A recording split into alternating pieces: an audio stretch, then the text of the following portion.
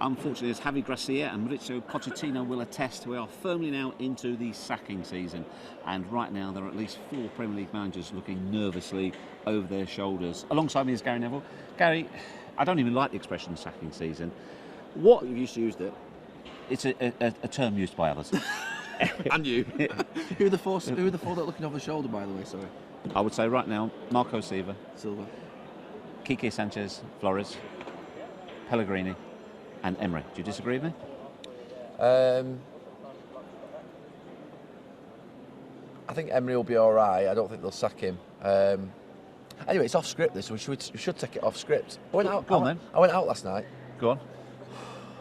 I went on an hour and a half extra than I should have done.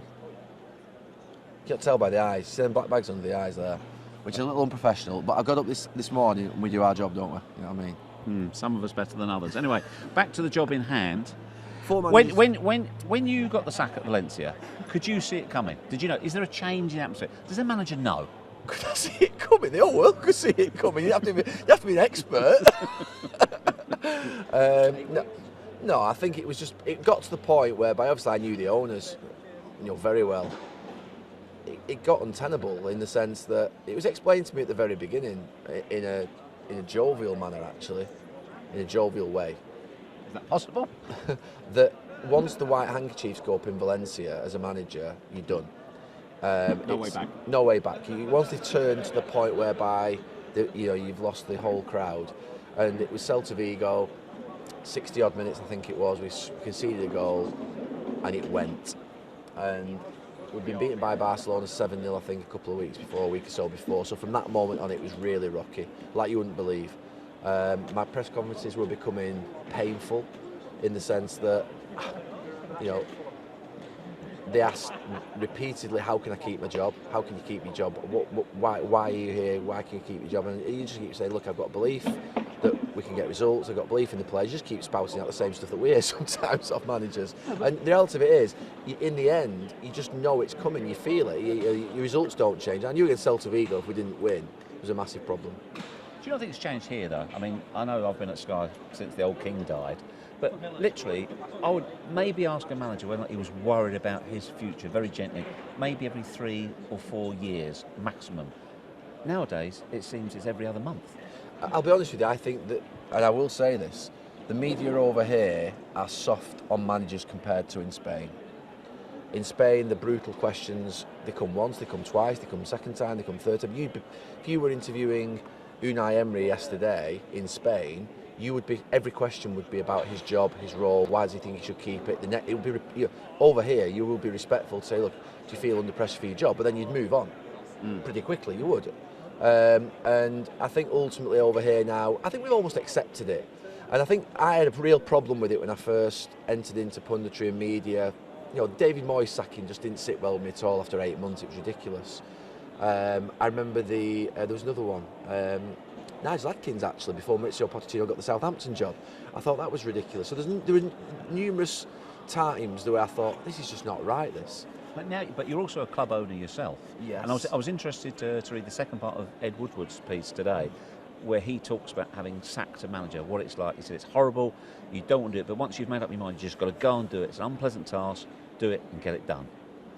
Yeah, I think, to be fair, from my view, if I talk about it from a Salford point of view, a sacking of a manager is a reflection upon you as an owner, because you got it wrong, and you as a board.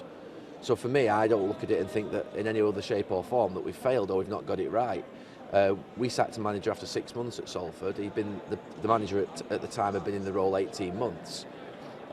We hadn't appointed him. It was before we came in. But it was quite clear that we didn't feel it was right for the club. And then obviously Bernard and John had 3.5 years, which I think is an acceptable time. So for me, I think 2.5, 3 years is an acceptable time for a manager to do his work. I think after 3 years there has to be some sort of change, because I think the players probably get a little bit tired of hearing the same voice. I think ultimately, I don't know how Sir Alex did it, I don't know how Arsene Wenger did it. These great managers who stayed in their job for such a long time, I think it's very difficult nowadays. I think, to be fair now, 3 years is probably about the right moment for a manager. It's probably the right moment for the club, right moment for the players, where they need that different voice.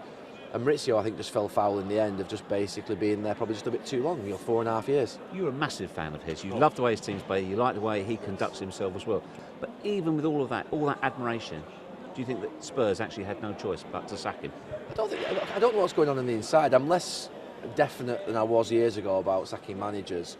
What I would say is that from Maurizio's point of view, I think it would have been better if they could have done it at the end of the season, and it would have basically said, look, It doesn't work like that, does it? They want Champions League. It doesn't work like that anymore. And to be fair, sometimes it just happens that I finished my football career during the middle of a season. I couldn't get to the end of the season. It's just not. It was the middle of a game. It was the middle of a game. You're right. It was West Brom, but Stoke. It could have been Stoke as well. No, but I think that if it had to end, I don't think anybody looks at this sacking and thinks that it probably wasn't right for both, because I think if Maurizio would have had that energy and wanted to carry on, and I think it suited him as well. It just, part of me feels that he wouldn't have wanted to be sacked, obviously, but part of me feels that he'd come to the end. Here's our press officer from Manchester United. Yeah, let's Karen Shotball. Oh no, Danny. You okay? Right. Hey Danny, how are you? All right, nice to see you. You okay? Okay. Right, we'll continue with this broadcast. We're off script. So yeah, I think it sometimes suits both parties. I don't think you can wait. But also I think sometimes you've got to go through. You can't just do it at the first instance where you think that something's not quite right. You have to still live through a sort of period where you know it's not right. You can't just say, we're bad run of games and you sack someone. You've got to let them come through that period and sort of let them, work it out. Because sacking people, because you appointed them. Yeah. But the other thing as well, you look at those four clubs. We talk about West Ham, Everton, Watford, and Arsenal.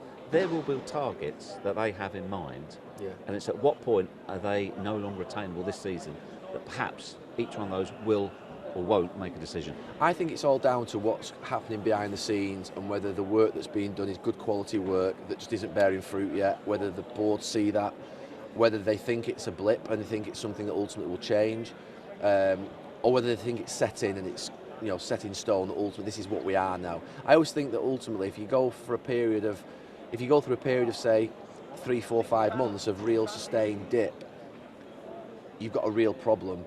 I think then you might get given a period of time, and then I think at that point you have to change ultimately as the club. But that can't be in the first 12 months, can it? Can it? Yeah, maybe it can. But it just feels to me that ultimately nowadays managers do get given less time. Clubs are less patient, and it's driven through financial reasons. If the drop between Premier League and Championship finances wasn't so huge, you wouldn't get the panic that sets in. That's the problem. Sir Alex used to say, don't choose your club, choose your owners as a manager. Do guys no longer have that luxury? The best managers do. The very best do, but that's the same in every industry. The very best can sort of pick and choose and can do what they want, whereas actually I think in football, the majority of people in football, they'll take the next job available. It's a merry-go-round, and there'll be the same people linked with the same jobs, different jobs. Maurizio Pochettino now will get linked with every single job in the next 2 to 3 months. I think that he's in a position though where he can select his next job. I think he's in a strong position. His next job will be I mean, Tottenham's a big club, but his next job will be a super club, almost like a Bayern Munich or a club of that ilk. Or Arsenal. Arsenal, interesting. I don't know about the North London dynamic. It's happened before. George Graham going the other way. I think. Would Tottenham fans like that? Would Maurizio do that? Would Arsenal do that? Not sure. In many ways, you can blame. So people forget, like Maurizio Pochettino didn't grow up as a Tottenham fan, did he? He had wonderful times there, but if he's looking for work, surely he should go where he wants. I get that, but I mean, I don't. Look, I do know a little bit about the North London dynamic, but if that was Manchester, it happened with Mark Hughes, for instance, went over to be manager of Manchester City, but I don't think it would ever happen again because City are at a level now where I don't think Pep Guardiola will come and manage Manchester United. I don't think that will happen. I might be completely wrong, but I just don't feel like it could happen. I'm not sure Maurizio would want to do that. I'm not sure. It would be a similar job to the one at Tottenham, in the sense that there is some investment, there is some spending, but it's limited. It's not going to get him to the point whereby he becomes, he's not going to go to Arsenal and win the league in the next 2 years, 3 years. I think the next job that Maurizio takes, he will want to win trophies. I think that will be the most important factor in his decision. Gary, as ever, wonderfully off script, Thank you. vaguely close to the subject. See you next time.